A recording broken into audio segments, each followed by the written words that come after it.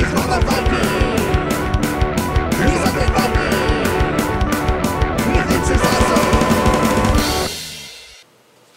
everybody, it's me, Undead Viking. I'm here with a video review for you.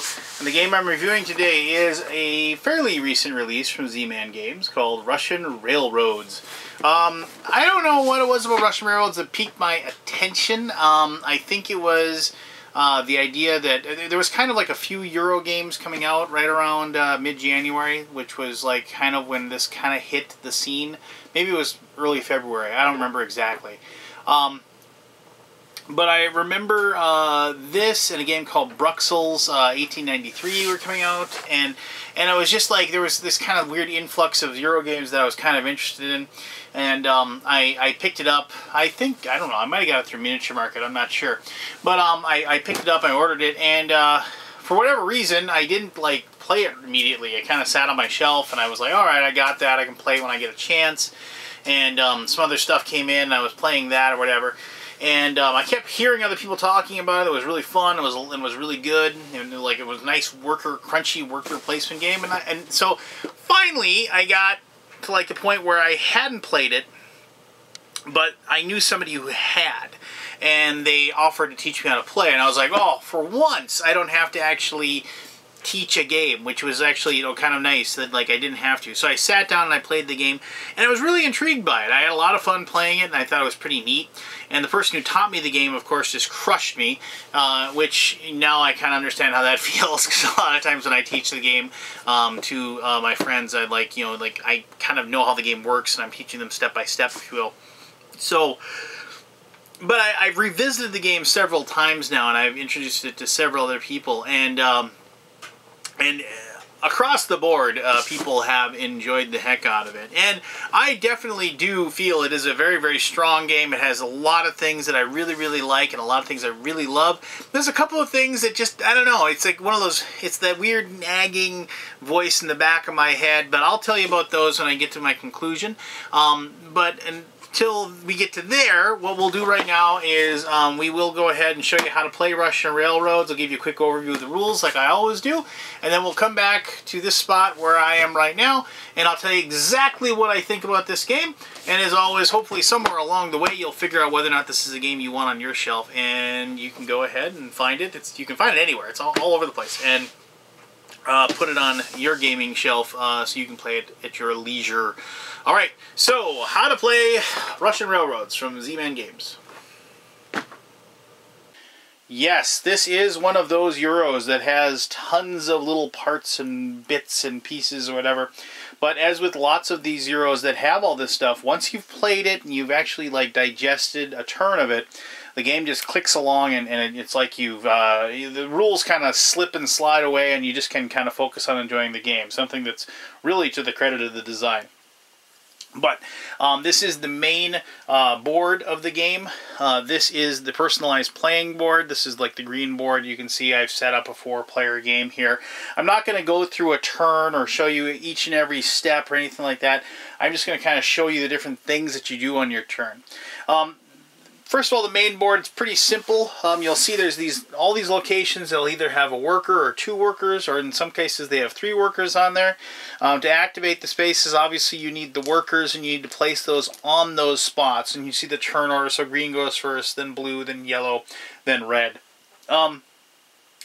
There is other options you have. As you can see, there's this spot over here that takes a worker. If you put a worker on there, you get to take these 2 guys. They're just 2 temporary workers that you get to keep. It's basically you're trading 1 person for 2, so you're really getting 1 extra action. But a lot of ways, this is one of those things that you can kind of do that first to kind of set yourself up for the rest of the turn, that sort of thing. There's also this spot here that if you place a worker on, you get 2 of these rubles. And rubles are important because rubles activate certain spots. Like you can see, this spot right here allows you to buy this engineer. More on engineers in just a little bit. You can also see it activates this spot where a worker and a ruble combined allow you to take these 2 any railroad actions. Once again, I'm going to explain actions here in just a moment. But also they can be used just to activate a spot. If you have a coin, you can just place it in a spot with one worker, and you can take that action. You can use 2 coins in a spot, or even 3 coins in a spot. You can use a coin and a worker in a spot. So rubles are very universal, and it's never a bad thing to use this spot to get those coins, because they definitely do assist and help out a great deal as you play the game. Now, basically, the big thing that you're wanting to do in this game is you are wanting to move your tracks across and down on these 3 tracks you have. You have the Trans-Siberian Railroad here up on top, Moscow to Vladivostok, then you have Moscow to St. Petersburg, and Moscow to Kiev. And I have a cat that's thinking about jumping up here, so I'm going to get rid of her. But what we have is you're trying to move these tracks down on these little roads here, these railroad tracks, roads. And you're trying to get, and as they move down, and you're able to get locomotives. The number on the locomotive that you can see, you start with this locomotive, it's very basic, 1. That shows how far the train can go on the track. And so if you're able to get better locomotives, and you get that, there's this board right here where you get to take locomotives, you're able to replace locomotives, and then you can get further down the track. And if you can do that, and you can get further down the track, what happens is that you get access to other things. If, like, say for example, if you can see here on the player board, if you get to this spot with your railroad, and once you get to that location, it automatically gives you these 3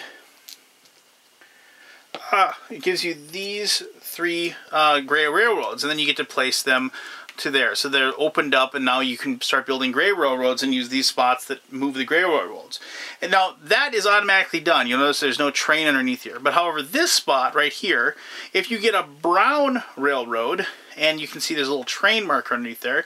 So if you had built this to here, meaning that you notice there's the 3 brown ones there, and you had built this to here, and then you've gotten a brown track to here, plus, since there's a train underneath it, a train that reaches that far, you'd unlock another worker. You get to add another worker to your pool. More actions, if you will. And just as a quick aside, you get lots of workers to play the game, and there's only 2 extra workers really you can get. There's an extra worker up here you can get through a card and stuff like that, but for the most part, this is a game where they kind of give you all your workers right away, and I like that about worker placement games. Too many worker placement games are all about getting more workers, so you can have more actions and you can do more stuff, and that seems to be the focus. In this case, it really isn't, because there's other options you have with the rubles and with the temporary workers and things like that. Very nice added bonus to the game that isn't the focus. It's cool to get these guys, and they can help you out, but it isn't necessary. Anyway, so what you're doing here is you're trying to build up this track. And then on these tracks, there's different parts of the track that they give you certain things. And like I said, this unlocks, like when you get the black railroad, to this point, you get these particular, the brown tracks. And if you get, this all the way to the end, you get these big honking, the big white track. And then the white track is only used on this particular track. And you can see it might be a little bit too far away, and I apologize for that. But like down here, like you use all 4 of these, you use all 5 up on the top, you use 4 here, and you use 3 down here. And so like you don't have to worry about getting all of those tracks in those particular locations, but as you move these down, you get to activate the different abilities that are available to you. Now, the big thing is that you kind of have to pick one. You can dabble in 1 or 2, but you need to pick one of these tracks. If you're going to be a railroad track guy in the game, you need to kind of pick one and stick with it. I mean, that's so you can get the maximum number of points you can out of that spot. Now, there's a totally different track that's down here, and this is the industrial track. And you'll notice on all of these trains, there is the train marker there, but on the back of it there is a factory. And when you take, notice up here you can either take a train or a factory with the action. You can choose to take a factory and you place it like so. And the factories will do a different thing for you depending on the type of engine that is used. And so as you move and you use these actions, you can see over here, these actions will move the industry guy, like so. And as you move them down the track, you have to build factories in order to like connect, so they can go here and so on and so forth, until hopefully you can get all the way to the end. Now, and so all these little stars that you see on here, those are points. And at the end of each turn, you score up, depending on how well you've done on your little personal track. That tells you how well you're doing as far as your points are concerned. There are some ways to get points by doing certain actions. At the beginning of the game, also, like, if you are like the person who's picking last, you get bonus points. You can see that they start staggered. It's kind of like the first person bonus, if you will. But like, some actions will give you points along with the action. Most of those are the engineers. Now, about the engineers, I was going to explain that to you.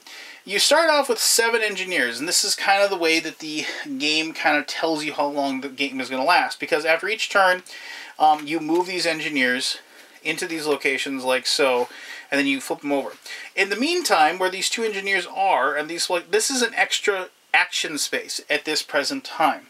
Here you can spend a ruble and you can get the engineer that is sitting here, and then you get to take the engineer, and this particular engineer, you'll notice, by putting a worker on here, you get to move a black track 1 space on any one of your 3, and you also score 3 points for using it. And you get to just place that next to your game board.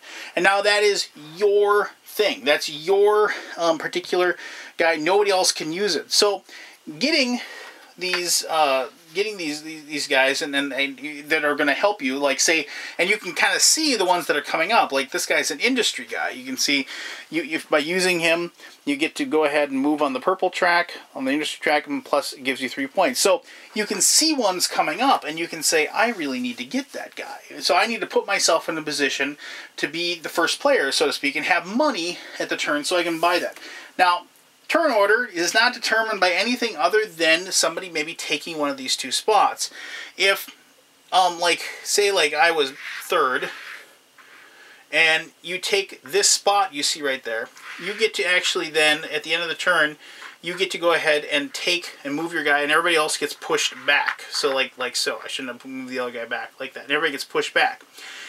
The interesting thing is that after you've done that, you then get to take this guy and then use him on the board somewhere. After everybody else is gone, you get to do that. And you'll notice there's 2 spots available. So somebody else can take the second spot, and so they both do. The person who's in the second spot pulls their worker off, places them first, then the first person goes. So that's how you determine player order. Now, there's a couple other things about the game that you'll notice that there's these spots with these little question marks on them. Each player gets these little discs that have all these little bonuses on them. And then so when you get to a location that has that, you get to pick one of these bonuses and place it on that spot. And once you've achieved that spot, and then you immediately take the bonus that is given to you for that location. Some of them are to move, obviously, the industry. Some of them are like, you can see that any 4 railroads get to, any for the tracks, you get to move them on your thing. Here you get 3 doubler tokens, and these doubler tokens are kind of interesting because you get to place them above this top track. And these will double the points that you get from that railroad and how far it goes. And I'm going to explain how points work in just a little bit, so just bear with me. I'm just kind of lodge that in the back of your brain. We can go from there. So, there are lots of other things that you can do with this, but the big one that is important is this one, because this one allows you to take one of these cards that's up here, which gives you a bonus. Some of them, like this one, allows you to take a factory and then immediately take 2 industry moves. This one gives you a level 9 railroad. This one gives you this really good engineer, 1 worker, and this is just yours, and he gives you 2 free any railroad track moves. You get to take one of these cards, and then you get to take one of these cards, these bonuses. And you're supposed to take 2 of these out. I didn't take any of them out. So basically you can never tell which ones are available and which ones aren't. You take a look at these, and then you take these. These are bonus points at the end of the game. Like this one would be the total number of the numbers on your tractors. The numbers, your engines. Engines have a number on them, you know, 1 through 9. And so like you total all that up, that would be bonus points. You know, and so these are all like different bonus points. This one is for every railroad that you get to the end of a track, you get 10 bonus points just for doing that. Here's just a flat 15-point bonus, things like that. And so, oh, and then like this is doublers. If you have, you know, doublers of 4+ or 7+, you get bonus points like so. And so you get to take one of those and you get to place it, you know, down in front of you, and then you have that bonus points and nobody knows what it is.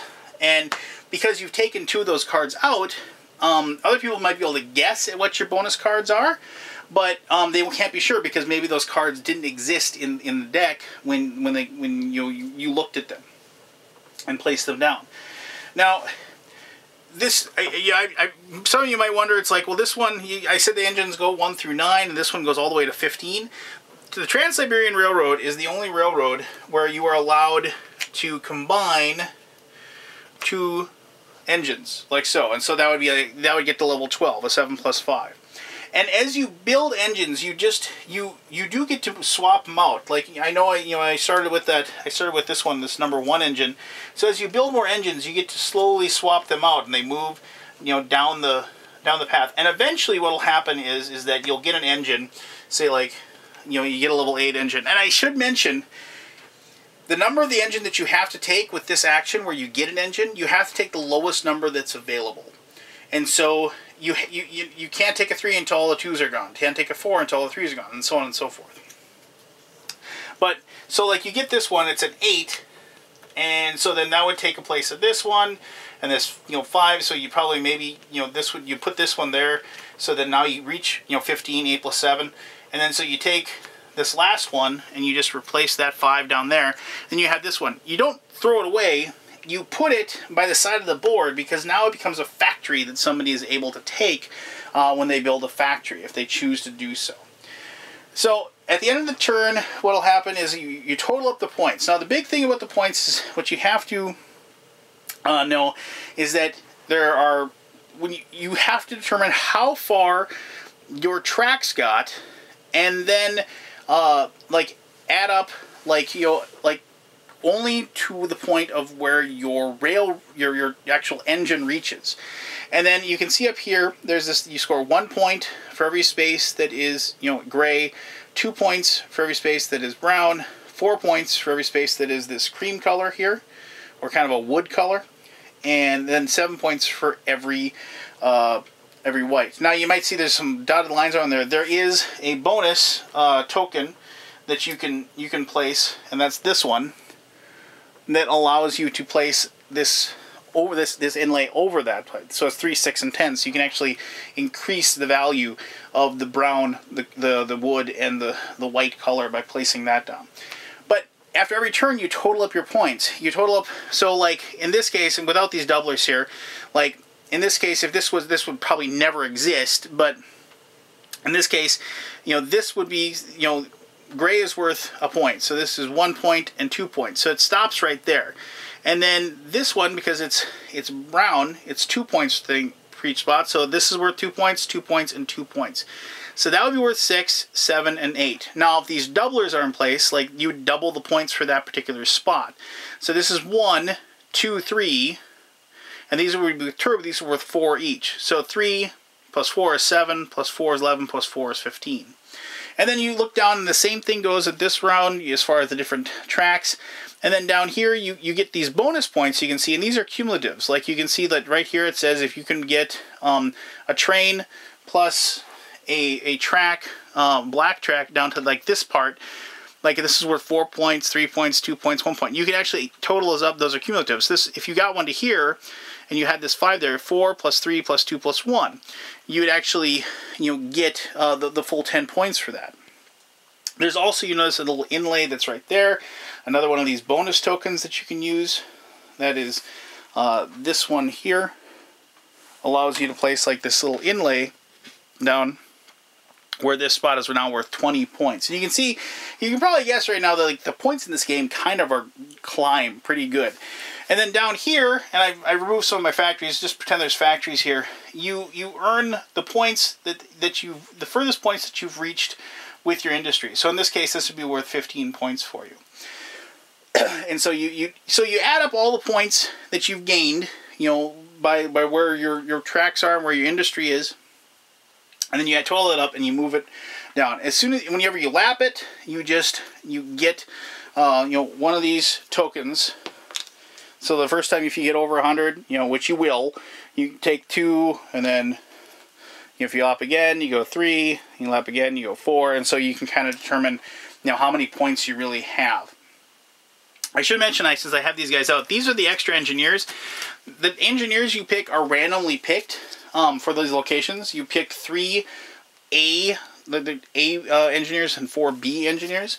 And you pick those, and then so there are going to be engineers that just aren't going to get used, and that of course adds the replayability because you don't have to worry about that. So then when that happens is like you just, when the next turn comes, you just move this one in that place, move that one in that place. Now you have this new action space like so, and you continue on with the game. You do each turn, you place your workers, you move them around, you move you get by trains, move your tracks, you know, move your industry.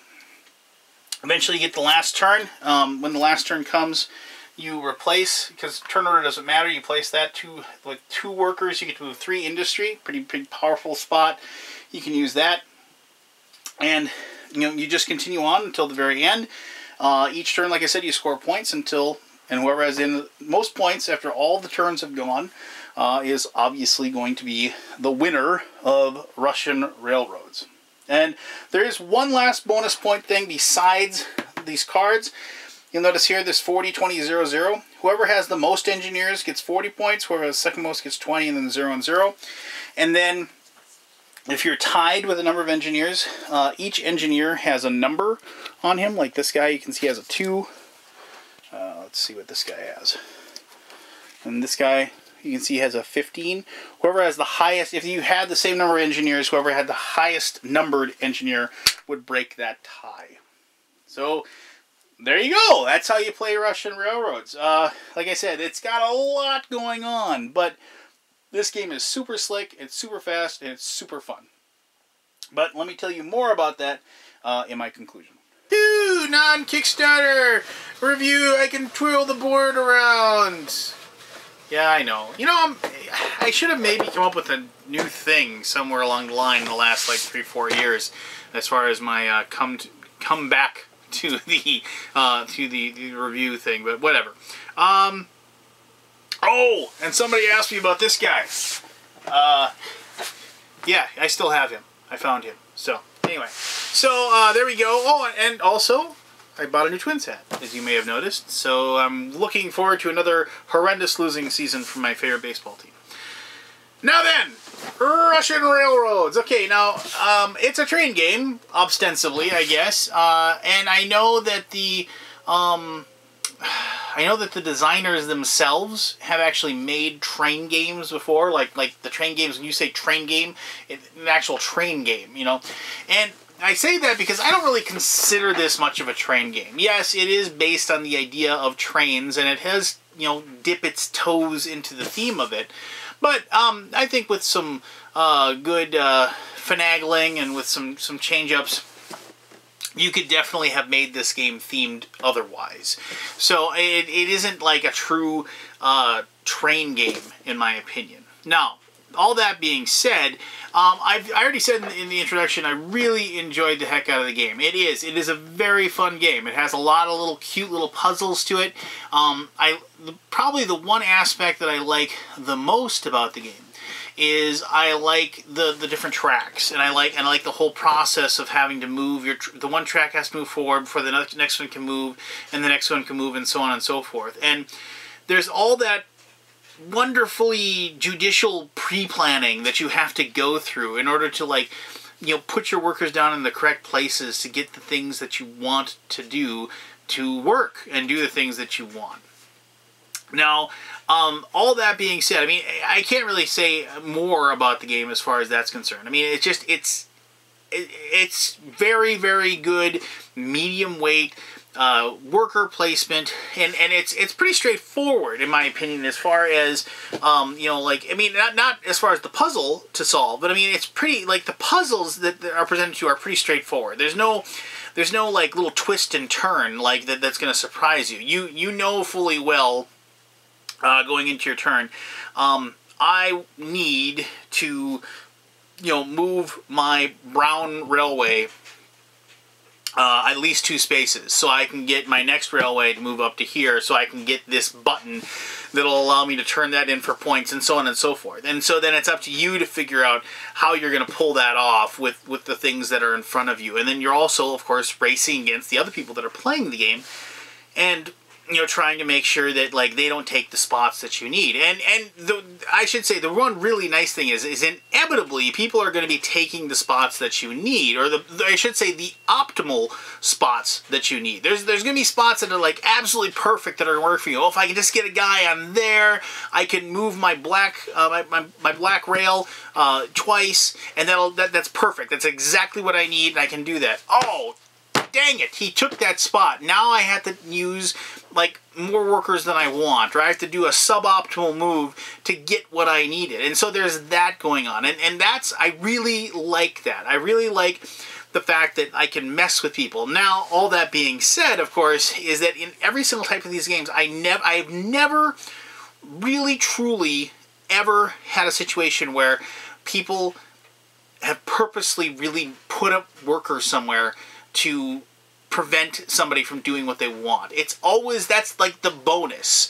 You know, it seems like to me in worker placement games that you're always trying to make yourself better, and if you can kind of screw somebody up along the way, great. If not, who cares? I need to do what's best for me at this point to get, so I can get the most points and I can keep my little point engine running at optimal efficiency, if you will. So I like the fact, though, that there's nothing better in my mind than when I sit there and I look at the board for about 30 seconds and I take my worker or whatever and I put it in the spot and I see a guy go, oh, you know, because you know you've taken the spot that they want. And you know, on the other side of the coin, I mean, there's that wonderful moment where you're like, okay, just don't look at it. Just don't look at it. You know, I'm just going to look over here because I'm totally not going to look. I don't need the coin. I'm not, as long as he doesn't take the ruble, I'm fine here.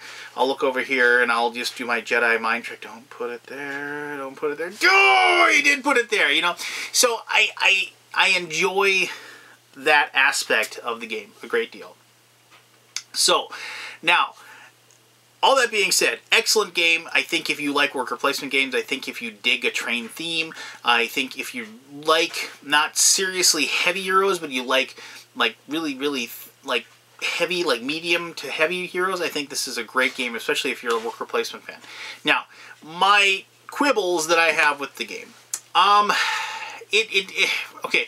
Point structure is just crazy. I mean, and it is kind of neat that, like, at the very first few turns, it's like, okay, I score 8 points. Okay, I score 18 points. You know, and then all of a sudden, here you are at the end of the turn, and I score 130 points. And it's kind of neat to kind of say that, but it does seem kind of silly in a way. And I mean, and I realize that's, you know, regardless, it's one of those things where maybe it grows a little bit too exponentially, in my opinion. But once again, that's not game breaking in any way, shape, or form. It's just my personal feeling. I have kind of had a renaissance lately of playing games that don't end up with scores of hundreds of points against each other. Just because I just feel like it's kind of neat when points are kind of given out like you know, shiny precious dimes, you know, if you will, for lack of a good metaphor. You know, and so I feel like I really earn it. You know. Okay. The other thing is, like I said, I mentioned the theme of the game, you know, doesn't exactly feel like it. I do like the 3 tracks on your board, and I do like the fact that, like, you have that option. You can you know, see which track you want to roll on. You can look at the industry track if you want to roll that way. It has been my experience, and this is only, admittedly, with 5 or 6 plays, so there may be some of you who have played the game more and want to disagree with me. But it's been my experience that you kind of have to go all in you know, with one strategy. There isn't a lot of diversification. You know, if you go all in with the Trans-Siberian Railroad, you need to just go all in with that top railway, and you need to follow it to the very end. And so you can get the big chunky white rail track at the very end. If you want to focus on industry, the factories, if you will, you need to go all in with those factories so you can earn those points as well. And that's been my experience with the game. And that's not necessarily a bad thing. I guess I wish that there was a feasible strategy of, like, kind of jack of all trading the game, if you will. And if it's just not a possibility, that's just not a possibility. I've had a few players in my group try to do that, try to think, I'm going to take a little bit of this, I'm going to do a little bit of that, and, you know, and they always end up losing by lots of points towards the end of the game. And that's, you know, is that a fault with the game per se, or is that a fault with me wanting it to be in a certain way? I think it's more on me at that point, because I'm looking for something the game isn't providing or wasn't supposed to provide, you know, and so I really can't fault it for that. I mean, ultimately, the game is kind of what it is. It is very well made. It is very well plotted. The game has obviously been play tested the hell out of it. That's a really bad sentence. The game has been play tested extensively. You can just tell that. There's nothing about the game that ever feels wonky or broken or in any way, shape, or form. And it is really rare for me to find a finished product that a game with this many moving parts and this fiddling thing just runs as smoothly as it does. You know, and it was everything about the game. You know, Scott Nicholson says many times, it's like, it's fun to see your things grow. It's fun to see your engine cultivate, you know, and this is like that. You sit there and you start the game, and it's like, and you start whichever route you're going to take, you start playing the game, and then over the course of the game, you watch this like culture, if you will, grow and build, and you watch it, you know, spit these points back out at you. And then so it rewards you for being clever, and that's the kind of game that I like. I like a game that actually, like, you know, makes me feel smart or makes me feel like I know what I'm doing. And and there's something to be said about playing a game and feeling lost, but I like games that you know, just like go out of its way, I guess, in a way to, you know, make me feel like I'm playing a game and playing a game well, and this is one of those games, and I just, like I said, I've enjoyed the heck out of it, even with the really minor problems that I have with the game. And to a fault, every single person in my gaming group that has played this, and this is about a dozen people, have absolutely had a blast with this game. And so I don't think I'm ever going to get rid of it, and I think I'll keep it for a long time, and I hope they expand the heck out of it and add more stuff and more cool things that I can do and make the game even more fun in the future. So, there you go. Russian Railroads from Z-Man Games. If you have any questions or concerns, please post those and I'll answer those to the best of my ability. And as always, thank you very much for taking the time to watch this and any of my other videos you may choose to watch. And until next time, this was me telling you to have yourself an awesome day. Bye-bye now.